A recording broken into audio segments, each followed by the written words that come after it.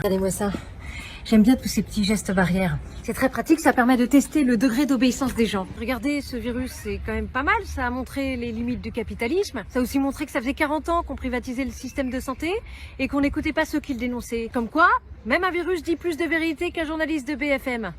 Vous vous rendez compte, on a 2 milliards de dettes en France et ils réussissent encore à trouver des fonds pour sauver l'économie. Je dis pas qu'ils sont cons, je dis juste qu'il faut pas venir se plaindre d'être pris pour des cons.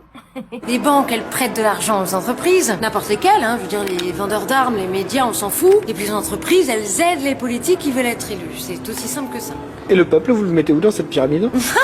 Je regarde pas aussi bas, ça me donne le vertige. Vous savez ce qui m'énerve? Non.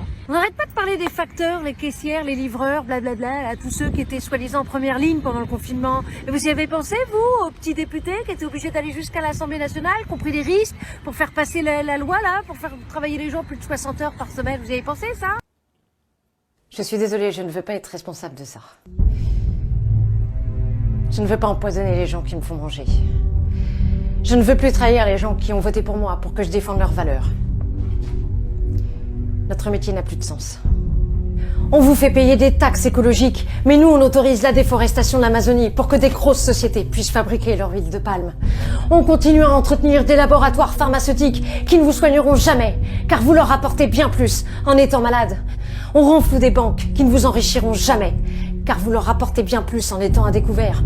On vous fait peur en parlant d'insécurité, mais comment voulez-vous que la police fasse respecter la loi quand ceux qui la dirigent ne la respectent pas? Sur tous les murs de ce bâtiment, il est écrit liberté, égalité, fraternité. Effacez-moi ça. Quelle liberté nous reste-t-il maintenant que des grosses fortunes dirigent nos médias qui vous disent quoi faire, quoi acheter, quoi penser? Et si vous avez le malheur de penser autrement, on vous traitera d'utopistes, de gauchistes, de conspirationnistes. La liberté de penser est juste ce qui nous différencie des animaux. C'est pour ça qu'on vous la supprime, pour vous transformer en moutons.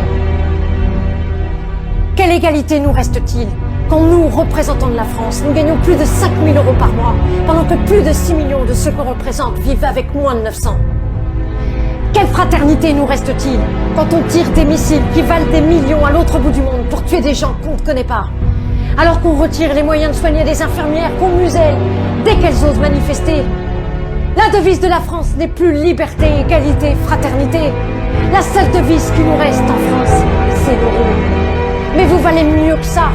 Redressez la tête, vous n'êtes pas rien.